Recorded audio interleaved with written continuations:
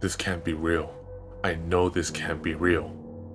2 days ago, I decidedly leave town for good. Too many people who couldn't be trusted knew where I lived. The way I figured it, you only get one life, so you better make it last as long as possible. If I had to wander the country, be homeless, or join the circus, at least I'd be alive. There was nothing left for me back in that town anyway. No friends, no family, no job. I might as well start over somewhere new, somewhere where nobody knows me, and pray my problems don't follow me there. I drove for as long as I could. There was no destination in mind, just west. Like the old pioneers, except instead of fighting dysentery, I only had to stop every few hundred miles for gas. I drove until I could barely keep my eyes open, and the first time I nodded off, I picked out the cheapest motel I could find and checked in. A sickly girl with small teeth gave me a key and told me where to find ice, though she didn't sound too convinced of it herself. My head barely touched the pillow before I was asleep. Except, here's the thing.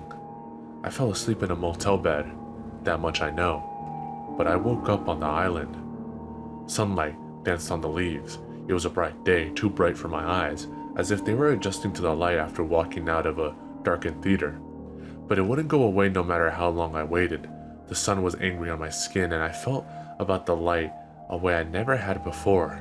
It bothered me, hurt me. Right away I suspected I was dreaming, but it all felt too real. The feel of the grass underfoot, the salty air that stung at my nostrils. Over to my left was the dock, with no boat as usual, and behind me the main research building and the guard's office. As I studied them, dumbfounded, I noticed they were in perfect condition. The guard's office especially was intact.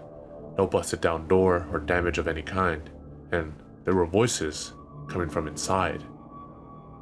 Slowly I walked between the buildings to the side of the guard's office, giving distance to the windows, careful not to be seen, and pressed my ear to the wall. The voices were muted but familiar sounding, and I struggled to make out the words. A laugh, one I would know anywhere. It was Eric, the day guard. Eric, laughing. Eric, alive. Hearing him like that says something off inside me. I took my ear from the wall and headed towards the door. I'd like to say it was a relief at hearing him alive or some heroic need to warn him about his coming death, but to be honest, more than anything, I felt angry.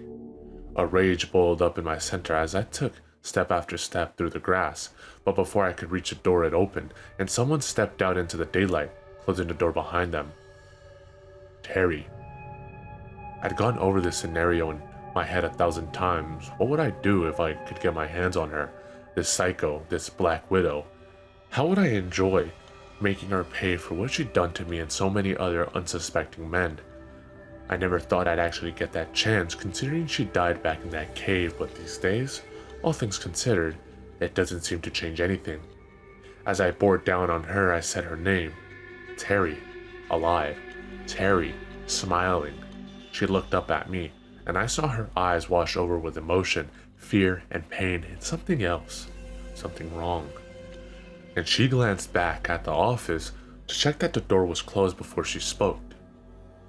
What are you doing here? Looking for you, I replied, my throat hoarse. She looked again at the door. As I advanced on her, she didn't back down, didn't try to fight. She only stepped forward and said something I couldn't hear. In my mind, all I wanted was to grab her, to hit her, choke her, shake the life from her. But the moment I reached out, hands going for her, my eyes went dark. Night. I stood on the dock listening to the ocean. It was an eternal sound that pulled at my gut, urging me to step off the wood and into the water. The coastline with its lights and sounds seemed the most foreign, most unnatural thing to me at that moment. There were closer lights too. The guard's office was lit up like a torch in the night for the moths to bump and spiral against. Not just the outer security lights, but the ones inside the windows as well. But there was something more important I had noticed. Not a light, but a sound. Out in the trees past the buildings, the sound of a man walking through the woods. Quietly trying not to give myself away, I left the dock behind and walked up the hill past the office, past the bright window where inside the computer clicked and hummed. I tracked the sound in the trees through the first clearing. My God, the rowdy bounties were back. Even the disappearing and reappearing women, and halfway across the island, always keeping my distance in case my footsteps were too heavy. I felt clumsily in the dark, uncoordinated, and I didn't want to be heard by whoever it was I was trailing. Based on the direction they were going, I had a pretty good idea of who it was. A few hundred yards from where the pretend detectives and I had searched for the elusive second cave entrance, I doubled my pace without care for the noise. I'd be damned if I lost the bastard now. Yet damned I apparently was, because as I came to where the entrance should have been, I found myself very much alone in the clearing, staring out at ivy and leaves soaked in dew. I didn't see much choice except to wait, so I dug myself in behind an elm and watched carefully for anything unusual, any sight or sound to go on. It took less than 5 minutes. With no warning, a patch of thick ivy swung up from the ground less than 20 feet from where I crouched.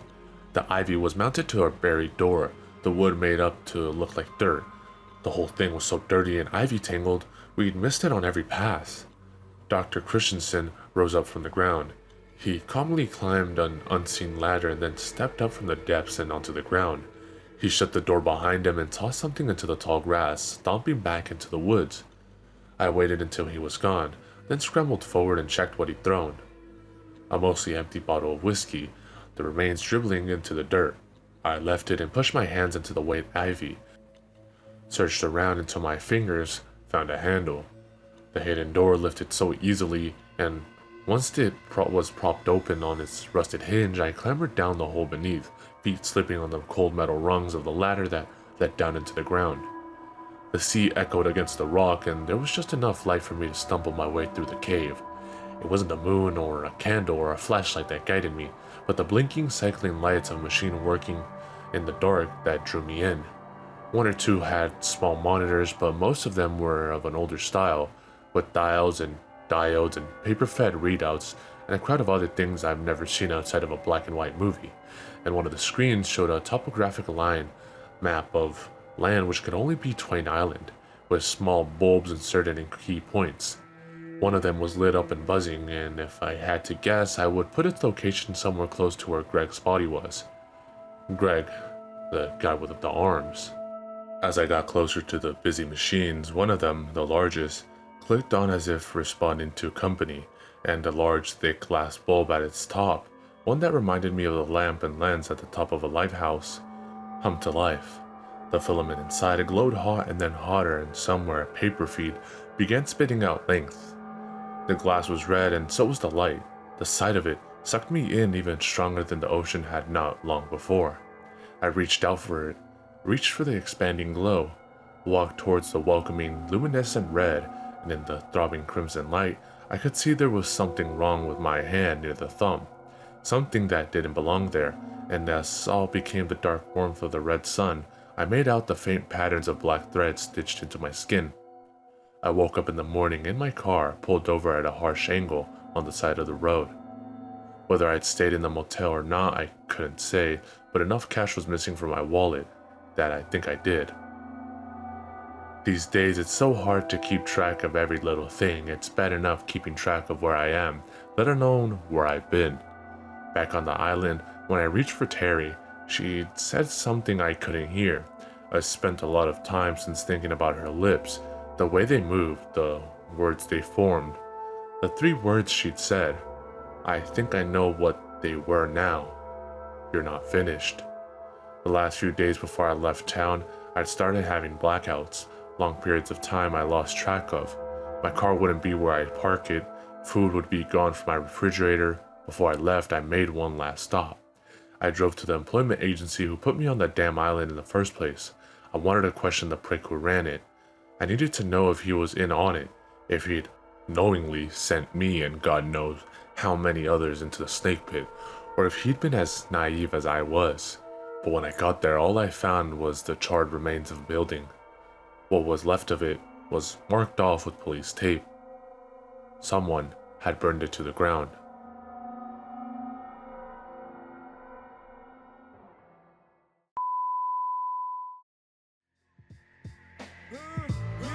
Big up to all my peoples.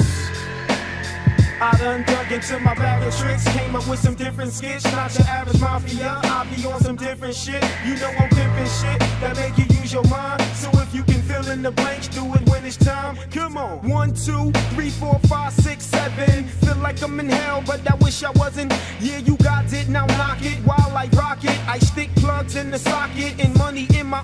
Yo, I get psychotic when you try to diss my staff. No props for your block, so you